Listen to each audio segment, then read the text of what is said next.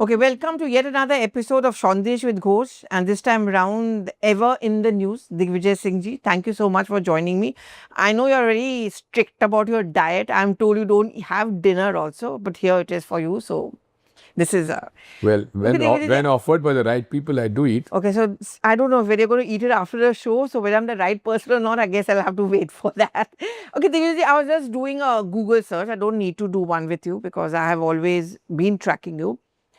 So so the first thing which pops up is the many controversies of Digvijay Singh. Do you chase controversies or do controversies chase you? See, I don't know how you see a controversy. If any of my statement is devoid of facts, then I would accept it. But if it is factual statement, and if people who sort of don't agree with me, if they call it controversy, why should you accept it as a controversy? Have you done a fact check on that? No, Or whatever I've said? no, I mean, things many times your party also hasn't agreed with it or they've distanced themselves from it. Only once or twice. When Mr. But were you high on facts on that? when Mr. Janardhan Bedi was there. Rahul Gandhi also called one of your comments on surgical strikes not acceptable. No. That itself, you are talking about the Bharat Jodo Yatra. But the very statement I made was made later by some of our senior leaders of the working committee. So you're proved right you eventually. But I was not proved wrong. I'm going to ask you about one picture I saw, which I really think was very nice. It was actually very touching. So I'm not going to go into politics of it. You were in the audience. You saw Jyotiraditya Scindia just come down and he takes you to stage. How did you feel at that point of time? Given the fact that there's been a little bit of bitterness, I would say a lot of bitterness between the two of you. Do you think he genuinely meant it? Was he doing it for the cameras or were you touched by it? Well, if you see this way, this was an inauguration of a school for which I was invited. It's a very old traditional family of Dainik Jagran. I knew the boy's father, Gurudev Gupta. He was a Rajya Sabha member. Then I've known this family, and this Harimohan Gupta. All his educational institutions, I have been present at the inauguration. The first DPS school that he started, then on to this new high-profile elitist boarding school that he has started. I was invited, so I was not to sit on the dais. So I sat in wherever they asked me to sit. And then I think usually the chief guest does not interfere with the seating arrangement as decided by the host.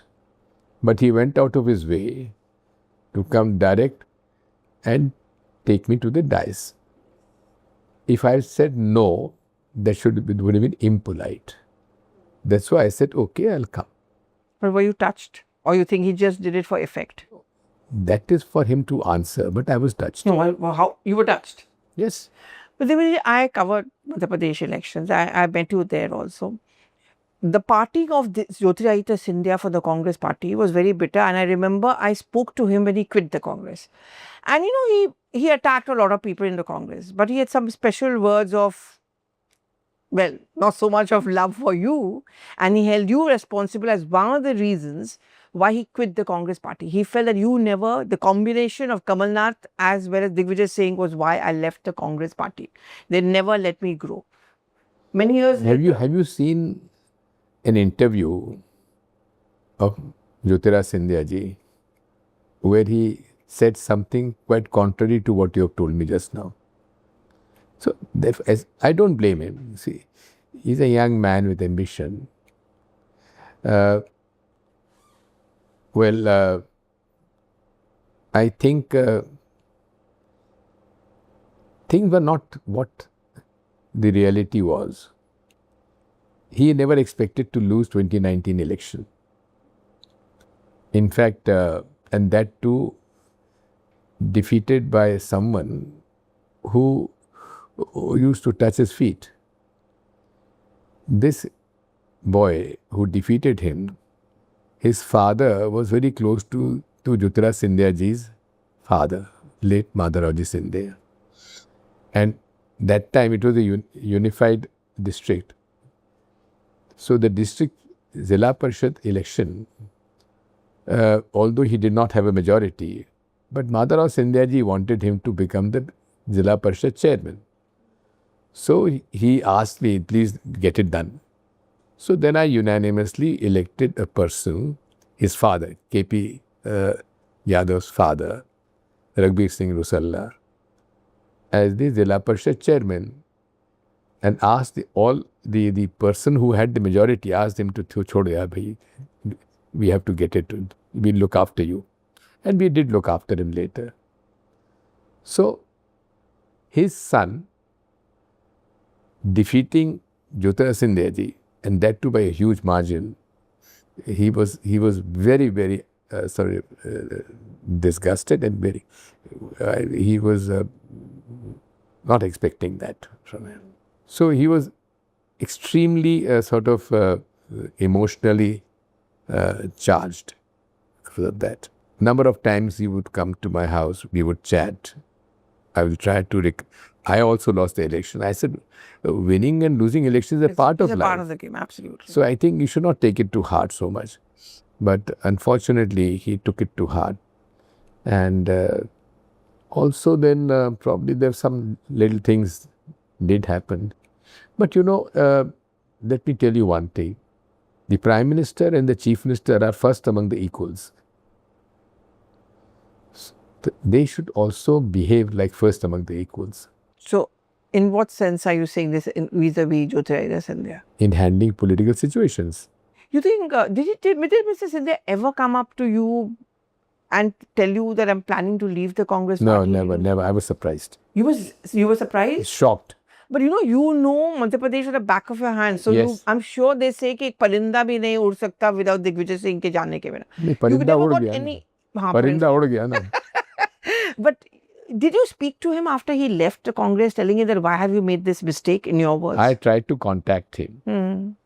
But I was told that he was having fever, so he won't be able to talk to me. I wanted to come and sort of convince him. You think he had fever or he just avoided? I don't know. I never checked on that. But Mr. Scindia was not the only one. The list is long. And I remember again the Baba Brigade used to be called, those people who used to sit along with Mr. Rahul Gandhi, Jitin Prasad, RPN Singh and all of them. Surely the entire blame cannot be put only on them. Do you think the Congress had missed the bus? Congress miscalculated? No, you are sort of saying something which may not be correct, which is a little unfair. What did they not get? The Baba Brigade was the pampered lot of the Congress party, and they were given out of turn position in the ministry, while there were other senior people also who could have been given, adjusted. But then probably because of their family and the Nehru-Gandhi family had been very close to each other. So naturally they were given the position, and they were not only family position, but at the same time they were competent, well educated, articulate and smart guys. But then the fact remains that in politics, one has to sort of have patience. An impatient man or a person, I think, is not the right thing. Because now, for example, Mr. Narendra Modi, he never fought an election all his life. The only election he fought, first one, was as a chief minister. So he waited all those years. Do you think this is something which many in the Congress party need to learn? Do you think the present Congress is very impatient? No. I mean, no, you can also... Impatience is not the preserve of the Congress party. It is everywhere, even in BJP. Yeah, but what is that good thing about Mr. Modi that you think the Congress party should emulate?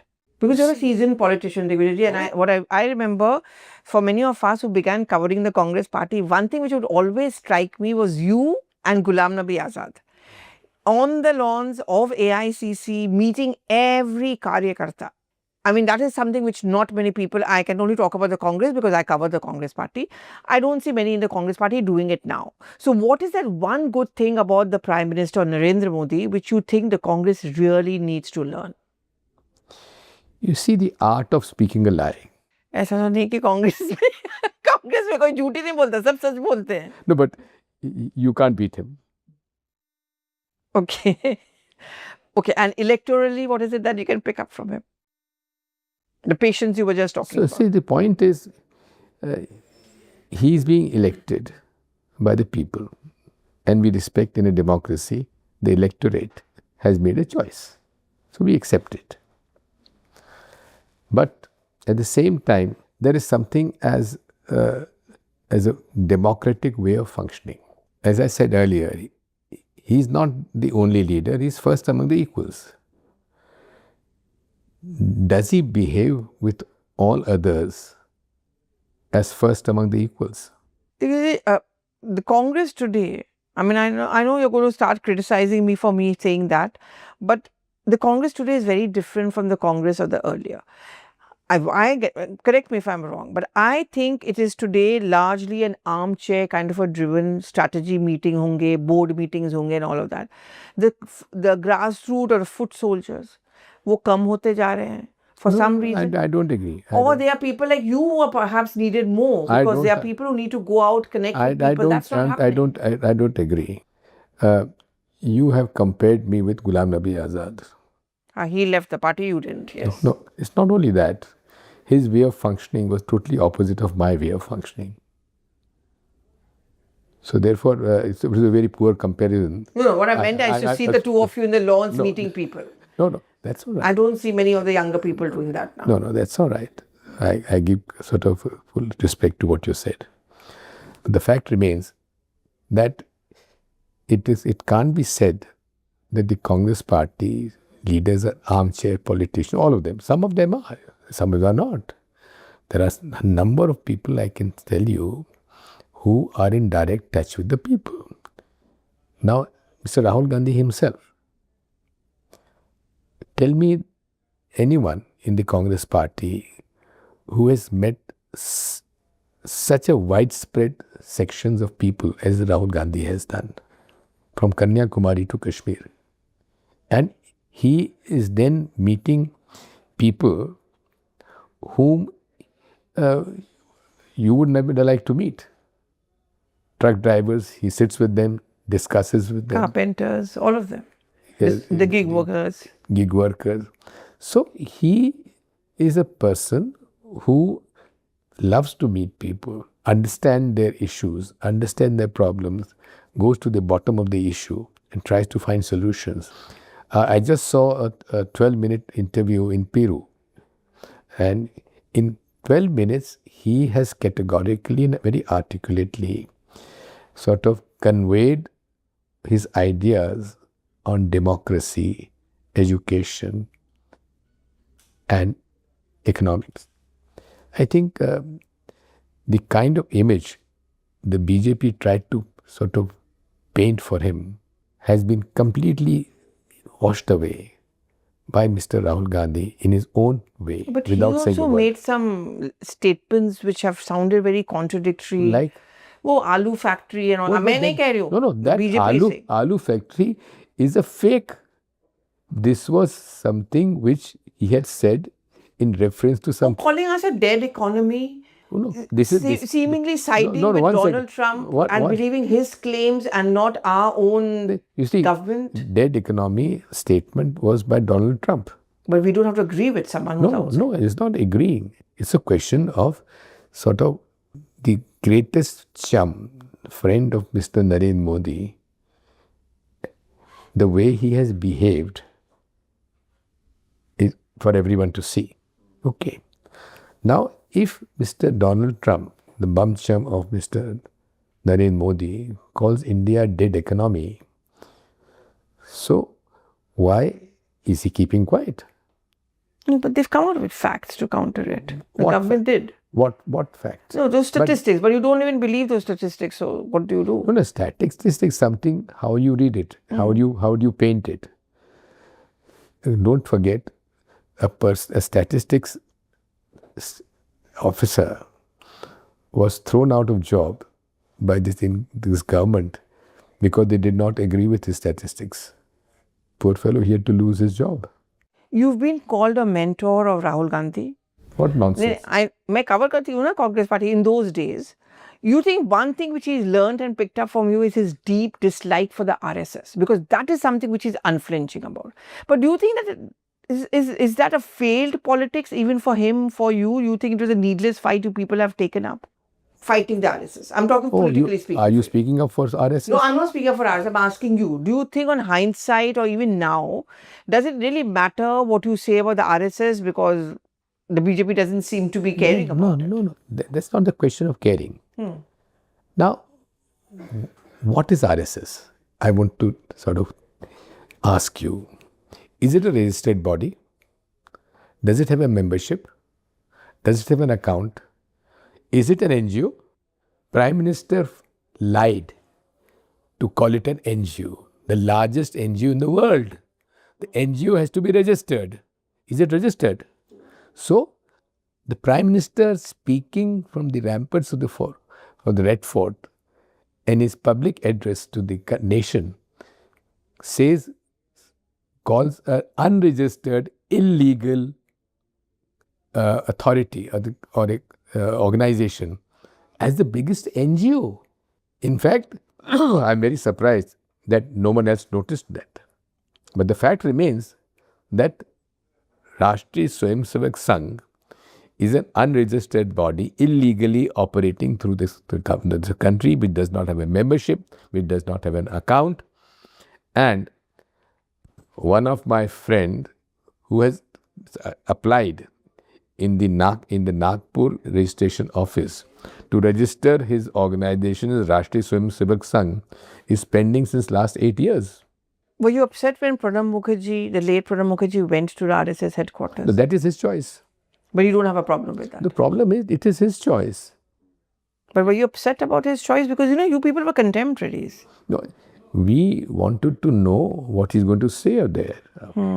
Do you feel left out? Because the Congress seems to have moved on, there are younger people taking over. And I remember you used to keep saying the younger people have to take over.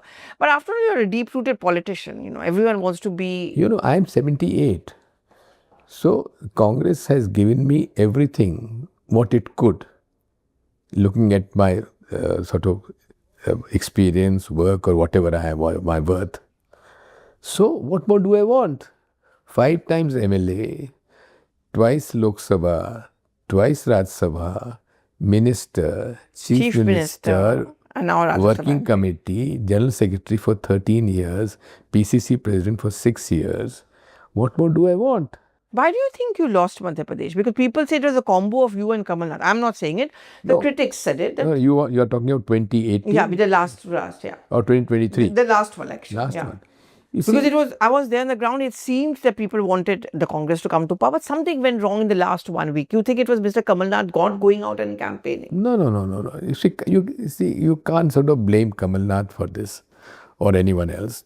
The issue is that we made a mistake of not taking into account the manipulation in the voter list which we had taken in 2018 this time, the way we should have, number one.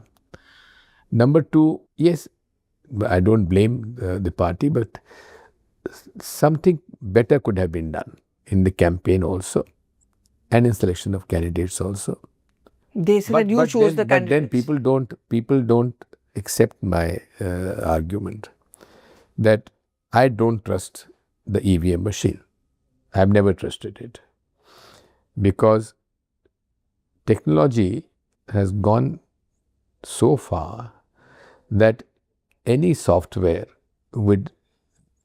planted in a microprocessor without much of a difference, only one or two additions, it can change the commands of the operator to the choice of the software. But you won't say that if when you're winning elections, No, Karnataka. they do it very cleverly. And you will never agree because I know you have your options. No. And I'm you just have your compulsions also. No, there is no compulsion. I'm just wondering. I don't blame that. But the fact remains that what is our demand? Our demand is simple. It is my right to see that my vote is registered in the voter list. Now, SIR has reversed the trend.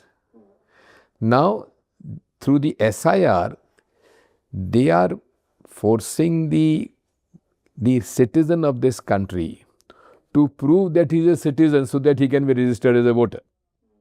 This is contrary to the constitutional provisions which has empowered them that every citizen of this country has to be registered as a voter. Okay. Now, 62 to 65 lakh voters have been, their names have been deleted. Now, the question is, if their names have been deleted, then do they remain as the citizens of this country? Why their names have been deleted? This is the question which arises. A person who has voted 2003 onwards in every election, even in local body elections, now suddenly he finds that his name is deleted. So does he remain as a citizen of this country or not? So we'll get to know that once the Bihar election results come. Number two, it is my right to vote for the candidate of my choice. Correct. Then it is my right to know that my vote has been correctly registered.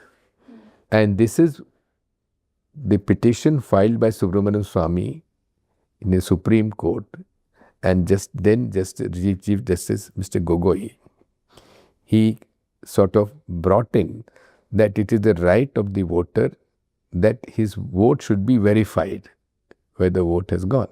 So, but the visual of 7-second visual is not what he had meant.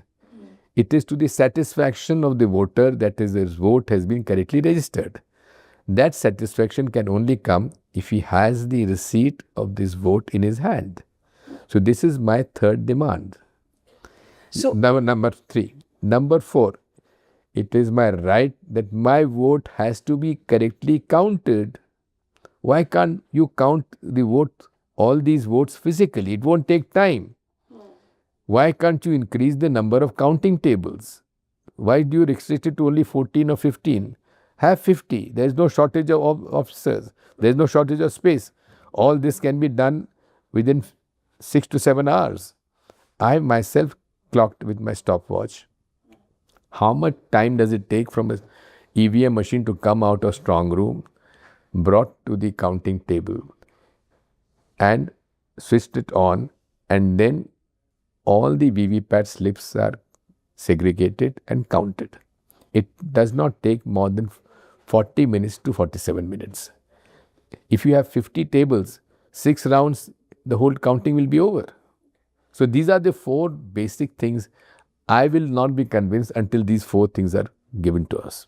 Okay, so 2 quick questions before I let you go. 1, do you agree with what Mr. Chidambaram recently said about the 2611 thing where he said that Well, how do I know? I was not a member of the cabinet. Same party. Well, what does it mean? I was not a member of the cabinet. You've had a little thing, difference of opinion with him. No, never. Chidambaram and I, we have been friends in 1985. We were chosen 5 of us were chosen by Rajiv Gandhi to be briefed by the ministers of the issues discussed in the parliament. Kumar Mangalam, Chidambaram, I, and 2 others, I forget the name. Okay, so the little bit of difference of opinion has long been forgotten. Okay, now if I'm looking at the 3 Gandhis what kind of over difference here, of opinion? Intellectual bankruptcy? No, not bankruptcy. Some word. Arrogance. Arrogance. So you stick by that. Of course I do. Okay, so we have a Rahul Gandhi, Sonia Gandhi, Priyanka Gandhi Vadra. who would you be easiest to work with if today you're told to choose one of the three? All three. No, एक को choose करना Why पड़ेगा. should I choose one? No, because it's also about who you have that wavelength No. with. I have wavelength each one of them. All three of them. Okay. Finally, do you feel, that's my last question, do you think you've kind of matured, piped down, less controversial? You mean to say I was less mature when I met you earlier? No.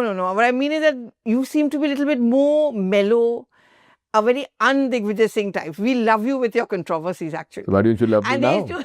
we used to be told कि इनके पास जरूर जाओ क्योंकि खबर मिलेगी. And you remember, you used to tell many of us journalists कि छपते रहो. You still believe in that? Of course I do. You do. So you like the controversies you create? No, why? Again, Controversies based on facts. You started with controversy. You want to end with controversy. Okay, so you love the controversies based on facts. Controversy is what you create and your friends in the BJP create. But please do fact check of all my statements, whether they were correct or not. Okay. Thank you very much for speaking to us. I'm hoping to see that you have that Sondesh, because you said you're going to have it with the right kind of people. But thank you very much for giving me some time to speak on Sondesh with Ghosh. Can I offer you? No, thank you very much. I also don't have dinner, but thank you so much. No, but I'm not diabetic. I can have. Okay. Thank you so much for joining me on Sondesh with Ghosh.